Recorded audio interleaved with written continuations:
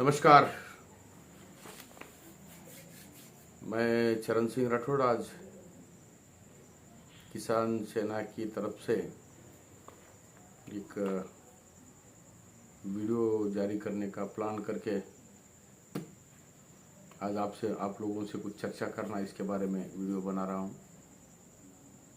सर्वप्रथम मैं इस बात के ऊपर ध्यान देना चाहता हूं कि देश की जो स्थिति है कोरोना में, जो पूरे देश में कोरोना पीक पर है और कोरोना से पूरे देश में त्राहिमाम मचा हुआ है। ऐसी स्थिति में देश किस तरह से इस कोरोना में लोगों को बचाने के लिए सरकारें फेल होती जा रही है और फेल हो गई है, जो दिख रहा है। इसका विवेचन तो मैंने अलग अलग वीडियो में किया है, उसके बारे में और मैं अलग से एक वीडियो बनाने वाला हूं।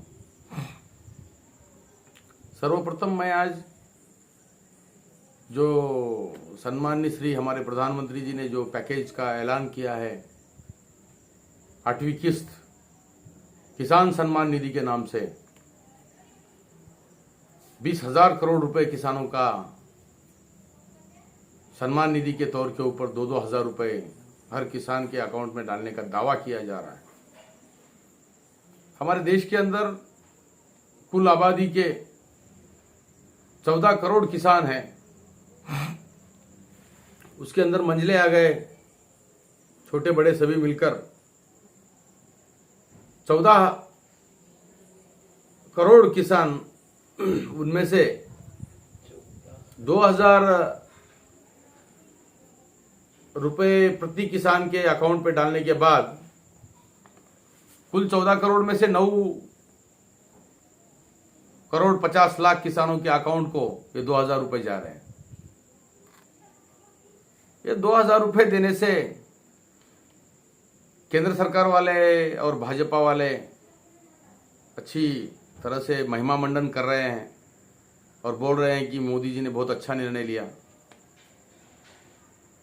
मुझे समझ में नहीं आ रहा है कि किसानों से जो वादा खिलाफी केंद्र सरकार कर रही है, मैं केवल केंद्र सरकार के बारे में ये बात कहने नहीं जा रहा है। केंद्र सरकार ने तो ये पैकेज दिया है, उसके साथ में राज्य सरकारों ने भी किस तरह से हमारे किसानों के साथ निराशा भंग की है, उनकी आशा भंग किया है। सोचिए 2,000 रुपए एक किसान के अकाउंट पे आने के बाद क्या होता है।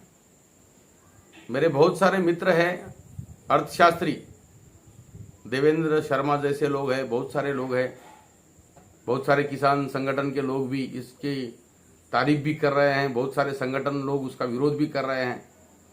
मगर असल में ये 2,000 रुपए से क्या होने वाला है। किसानों को 5 एकड़ भूमि को हल चलाने के लिए कम से कम 10,000 रुपए खर्चा आता है जोताई के लिए, और वो जोताई के लिए डीजल की आवश्यकता होती है। कुछ राज्यों के कुछ जिलों में, कुछ गांवों में, बड़े शहरों में जैसे भोपाल है, यूपी में कुछ शहर, दिल्ली हो, वहां पर डीजल के दाम करीब 90-95-100 के करीब पहुंच गए हैं। केंद्र सरकार 35% से ज्यादा टैक्स लगाकर किसानों के पास से पैसा वसूल कर रही है पेट्रोल के ऊपर, डीजल के ऊपर। एक साल में 6,000 देने से क्या होने वाला है। हजारों रुपए किसानों के पास से वसूल किया जा रहा है और 2,000 रुपए अकाउंट पे डालकर बड़ी बड़ी बातें करने का महिमा मंडन किया जा रहा है। अब 2,000 रुपए के साथ में मैं कुछ आंकड़ेवारी आपको बताना चाहता हूं केंद्र सरकार की। अब 20,000 करोड़ रुपए, 19,000 कुछ चिल्लर है, मैं लगभग तकरीबन 20,000 करोड़ समझ रहा हूं। तो ये 20,000 करोड़ रुपए अकाउंट में किसानों के डाले बोलकर कहने का जो महिमा मंडन और जो चर्चा हो रही है भारतीय जनता पार्टी के लीडरों में और पूरे देश में, मुझे एक बात समझ में नहीं आ रही है, ये 2000 रुपए से पूरे देश के किसानों का क्या होने वाला है। एक रही बात दूसरी, किसानों को जो देना है वो तो दीजिए। गन्ना किसानों का पूरे देश के 23,000 करोड़ रुपए गन्ना बकाया है, गन्ना किसानों का पैसा बकाया है। उसकी बात कहीं हुई? कहीं हुई? 23,000 करोड़ रुपए किसानों को पैसा देना है, वो दिया नहीं जा रहा है। एक ही यूपी का तकरीबन 11,000 करोड़ रुपए सरकार के ऊपर बकाया है। सरकार उसकी बात नहीं कर रही है। किसान का माल तो लिया गया, कारखानों में चला गया, चीनी बन गई, मार्केट में बिक गई, 3 पट कीमत से पैसा वसूल किया गया, मगर किसानों को उनका गन्ने का पैसा अभी तक नहीं दिया गया। अब बोल रहे हैं कि किसान का जो पैसा है हम देने वाले हैं, कुछ चर्चा में है, विषय में चर्चा कर रहे हैं, उसके बारे में सोच रहे हैं, इससे ये होगा। 1968 में एक कानून बना था गन्ना किसानों के लिए। वो कानून ऐसा था कि गन्ना किसानों का गन्ना लेने के बाद उनको 14 दिन के अंदर पैसे देना चाहिए, विदिन 14 डेज। अगर सरकार वो पैसा देने में सक्षम ना रहे तो उन गन्ना किसानों के मूल रुपयों के साथ में, जिस दिन से वो गन्ना 14 दिन के बाद में जितने दिन तक वो पैसा रुका रहेगा, उतने दिन का ब्याज उनको मिलाकर उनको पैसे देना, ऐसा कानून बनाया गया। कहाँ है कानून? अगर ये किस्त अगर नहीं भरी गई तो नोटिस दिया जाता है। सरकार क्या कर रही है? ये महिमा मंडन करके क्या प्राप्त करना चाह रही है? 2018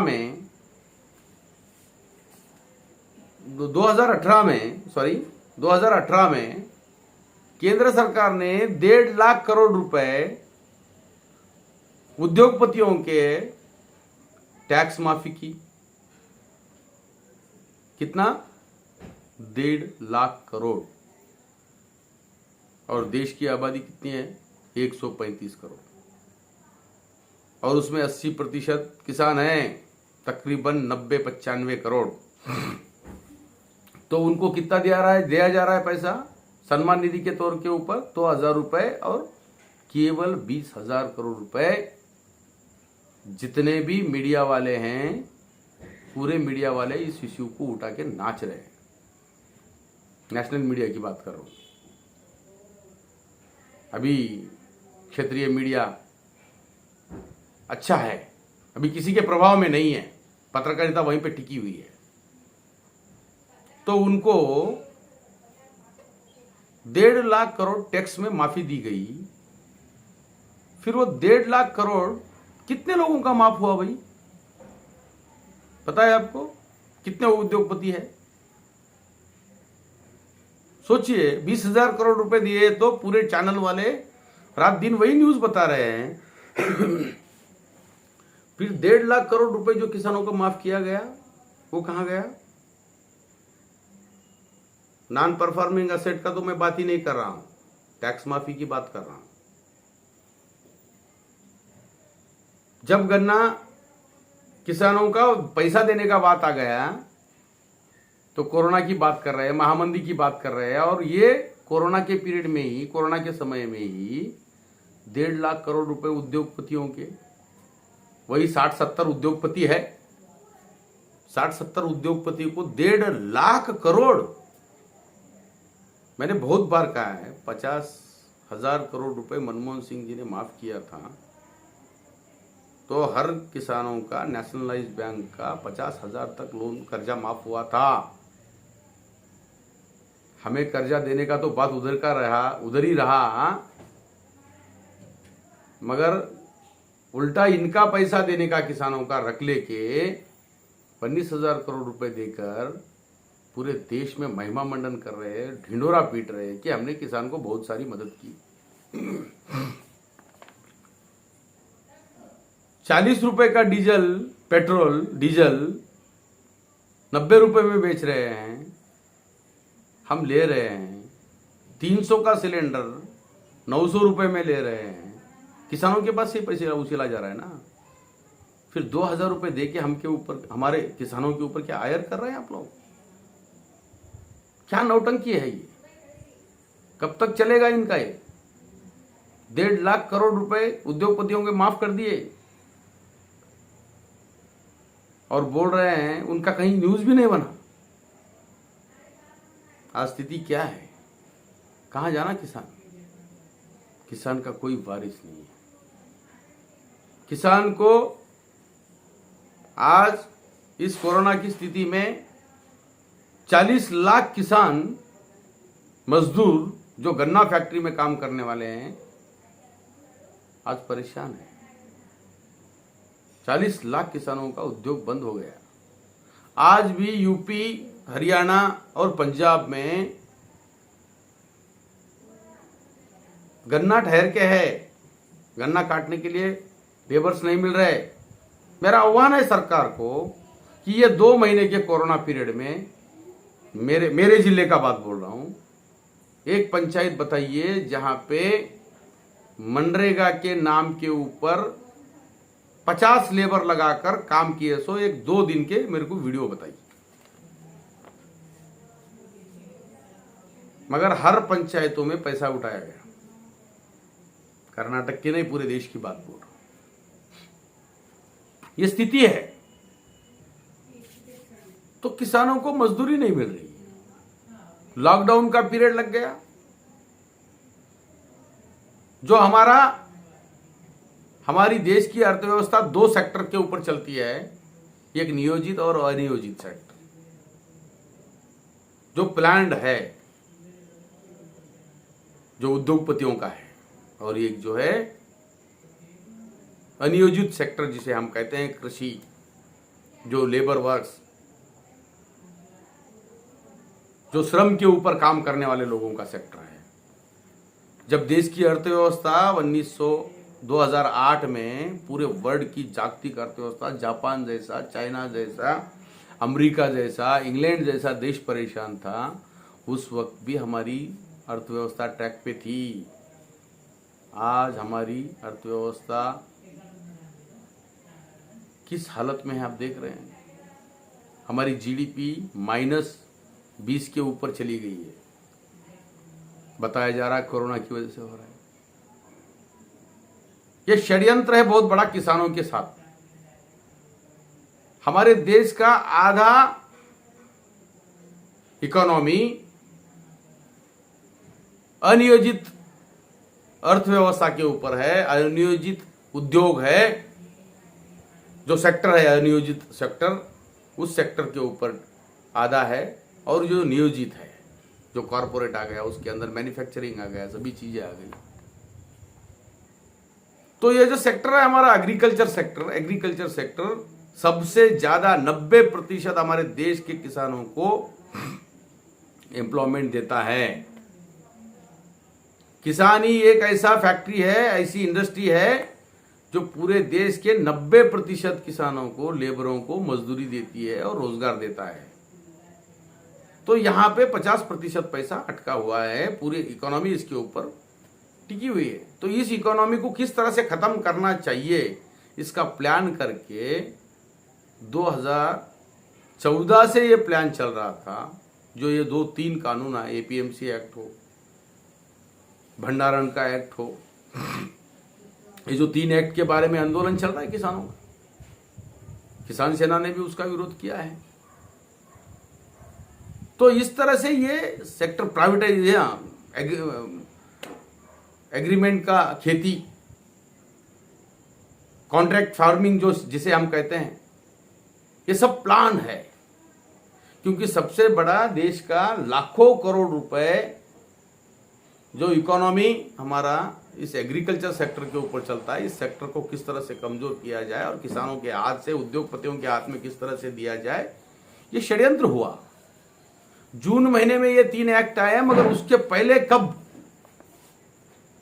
1000 वेयर हाउस बन के तैयार है अडानी के और अंबानी के। बहुत सारे और उद्योगपति हैं जो इस एग्रीकल्चर सेक्टर के अंदर कॉन्ट्रैक्ट फार्मिंग के तहत स्टोरेज का अधिकार उनके हाथ में लेके पूरे देश का मटेरियल हाथ में जमा करके। एक छोटी सी बात बोलना चाहता हूं, इस साल सोयाबीन 3500-3600 बहुत हो गया तो 4000 तक किसानों ने बेचा। आज देखिए किसान सोयाबीन का रेट कितना है, 7000, 7500 से लेके 8000 चल रहा है। क्योंकि अब सोयाबीन किसानों के पास नहीं है, सोयाबीन किसके पास है? उद्योगपतियों के पास है। और ये उद्योगपति सभी देश की सरकारों से मिले हुए हैं और ये सरकारें वो उद्योगपतियों के साथ सांठ-गांठ करके कीमतों में बढ़ोतरी करके अपने माल का भंडारण किए हुए माल का जो फसल है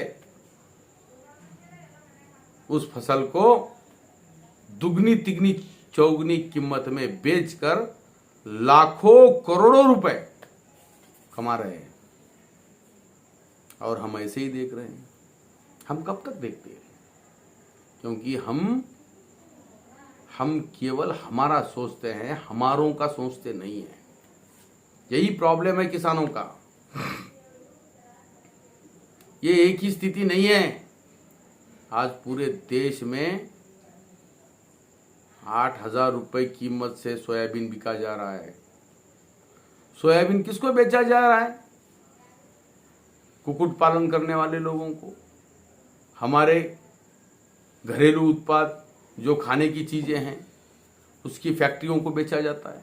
वो फैक्ट्री वाले जो फैक्ट्री में प्रोसेस करने के बाद क्या उसकी कीमतें कम करके बेचने वाले हैं? नहीं, उसकी दुगनी कीमतें करके मार्केट में लाएंगे और वही मार्केट में वही लोग भंडारण करेंगे। क्योंकि बिग बाजार अब अंबानी और अडानी के ग्रुप में चले गए। मालूम है आप, छोटा मंझला व्यापारी खत्म हो गया। फिर भी ये व्यापारियों को समझ में नहीं आ रहा है, मॉल का जमाना आ गया। छोटे मंझले दुकानदार पूरी तरह से कोलैप्स हो गए, बड़े व्यापारी आके बैठ गए। अब छोटे व्यापारियों का यहाँ पे कोई भविष्य नहीं है। छोटे व्यापारी कौन थे? कोई एक किसान का बेटा 10,000 साल में 10 साल में 5 साल में 4 लाख रुपए जमा हो गए तो 4 लाख रुपए लेके आके अड़द डालता है, छोटा दुकान डालता है, किराना चलाता है, क्या तो भी चलाता है, उद्योग करता है। आज वो कहां पे है? आज उसे खत्म कर दिया गया। हम बोल रहे साहूकार मर रहा है, हम कहां मर रहे हैं? साहूकार भी कौन है? हमारा ही बच्चा है, हमारा ही भाई है, मंझला व्यापारी। मगर ये लोग हम लोग समझ रहे नहीं। केंद्र सरकार ने जो 2000 किसानों को दिया है ना, ये हमें नहीं चाहिए। ये 2000 से कुछ होने वाला नहीं है। कितने साल हो गए सरकार आके? 2000 में आता है क्या बोलिए? फर्टिलाइजर के रेट 200 रुपए से बढ़ा दिए, दवाओं के रेट बढ़ा दिए, मिट्टी का तेल जो खाने का हमारा तेल है, रिफाइनरी, कितने बढ़ गए कीमतें। पैसे हमसे वसूल कर हमें 2000 रुपए दिया जा रहा है। हमको ही लूट कर हमें ही पैसा वापस दिया जा रहा है। हमसे 1000 रुपए लूट कर 2 रुपए पल्लू में डाल रहे हैं। हमसे 1000 रुपए लूट कर 2 रुपए दान में दे रहे हैं और बोल रहे हैं कि हमने किसानों के लिए बहुत किया। ये कुछ नहीं कर रहे हैं, किसानों को बर्बाद करने पे तुले हुए हैं। भाइयों, हाथ जोड़ के विनती है, ये वक्त है हम सब लोग एक हो जाएंगे। जब तक देश का किसान जागृत नहीं होगा तो कौन उठाएगा हमारे लिए आवाज? हमारी आवाज कौन बनेगा? सरकारें बहरी हो चुकी है। किसान के आंदोलन को बदनाम किया जा रहा है। हरियाणा में कोरोना किसानों के आंदोलन से हो रहा है बोल के कहा जा रहा है। क्या महाराष्ट्र और तेलंगाना में, क्या कर्नाटक में किसान आंदोलन चल रहा है? यहां पे भी आंकड़े बढ़ रहे हैं। तो किसान आंदोलन को किसी तरह से कुचला जाना और किसानों को चुप बिठाना, किसान आर्थिक दृष्टि से कमजोर होना, ये एक ही उद्देश्य केंद्र सरकार का है और सभी सरकारों का है। जो भी सरकार बनेगी हमारे किसानों के हित में रहेगी ऐसा नहीं है। कुछ निर्णय हो सकते हैं आपको दिखने के लिए अच्छे, मगर ज्यादा अंदर जाके देखने के बाद आपको मालूम होगा कि किसान आज कितने प्रतिशत किसानों का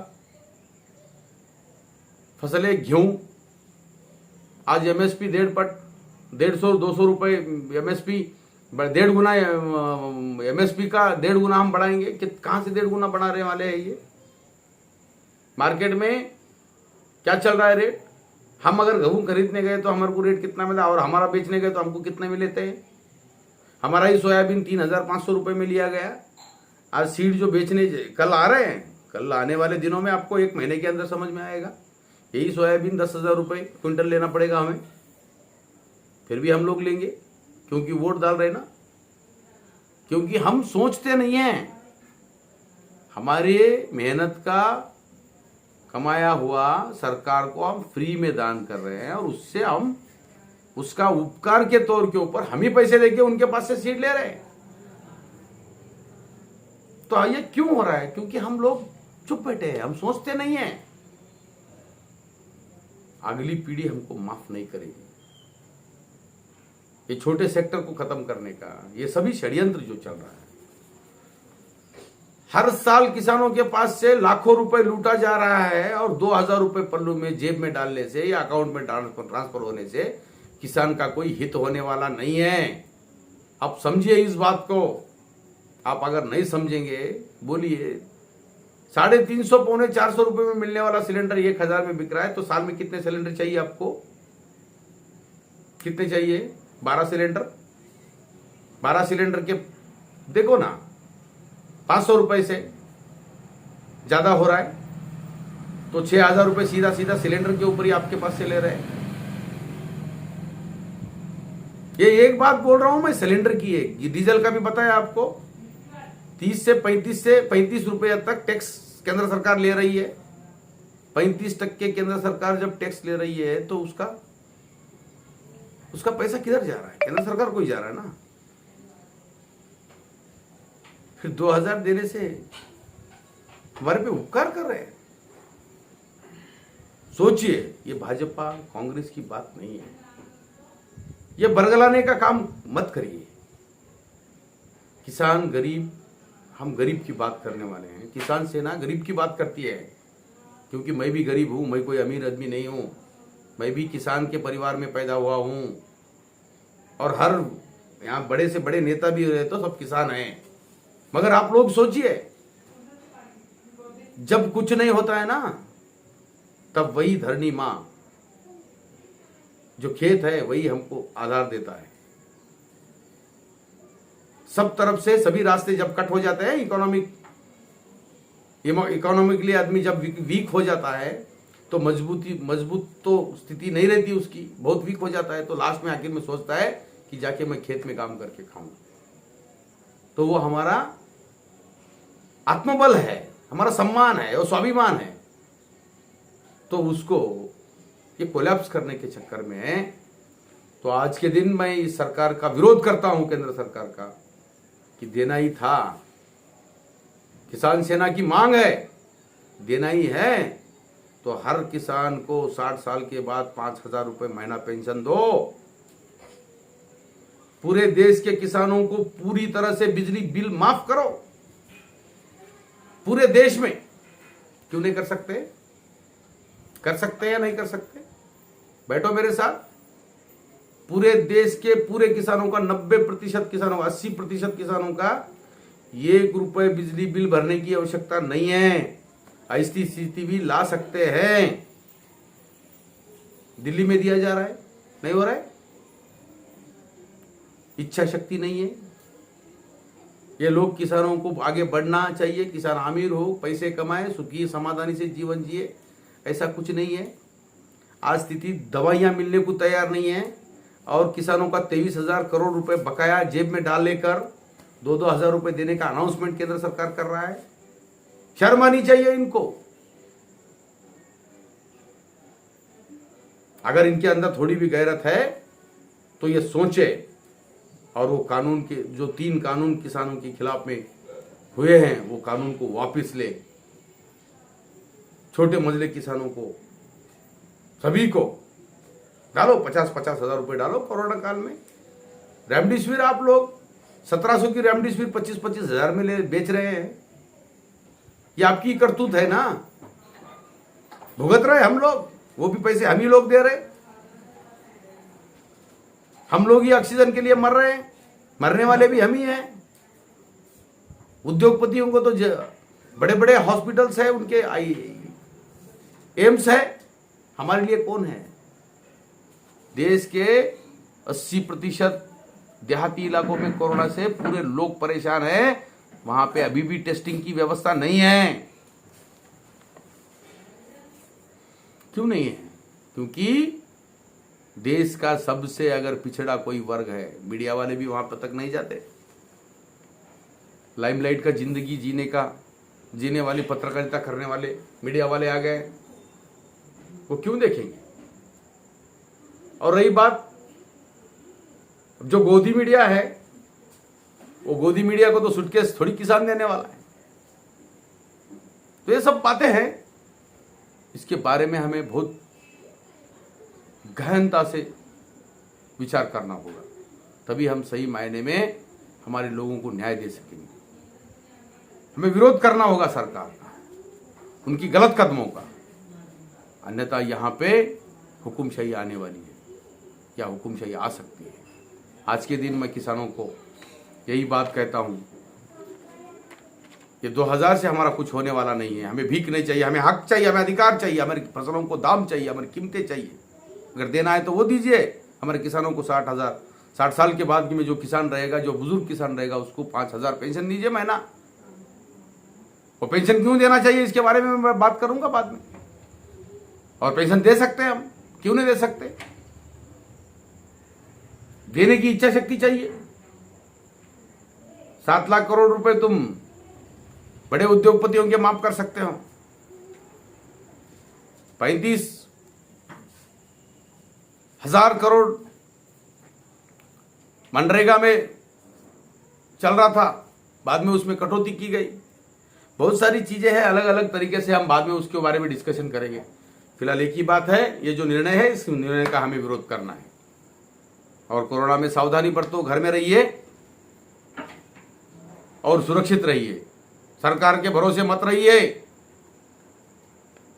सरकार सब आपका ठीक करेगी ऐसा कुछ नहीं है। हम हमारी खुद सुरक्षा पहले करें, अपने परिवार का, अपने बुजुर्गों का, अपने बच्चों का ख्याल रखिए। किसान सेना आपके साथ है। अगर कुछ भी है, सोशल मीडिया के ऊपर बहुत सारे हमारे आईडीज है, हमारे ग्रुप्स है। आप सीधा हर सर्कल वाइज ग्रुप्स है, हमारे जिले में हर जगह पे ग्रुप्स है। कुछ भी समस्या रही तो बात कीजिए। हमारे किसान सेना के सैनिक, हम लोग सभी आप लोगों के साथ है। सरकार में भी कुछ लोग अच्छे हैं, तो सरकार मतलब अधिकार में रहने वाले, उन लोगों का भी सहायता लीजिए। जो अच्छे लोग हैं उनकी हम तारीफ करेंगे, मगर किसान विरोधी लोगों को हम छोड़ेंगे नहीं, देखेंगे जरूर। और आप भी सब अवेयर हो जाइए, सरकार किस तरह से किसानों को परेशान कर रही है। आज के दिन इतना ही बोलकर मैं मेरे 2 शब्द खत्म करता हूँ। जय हिंद।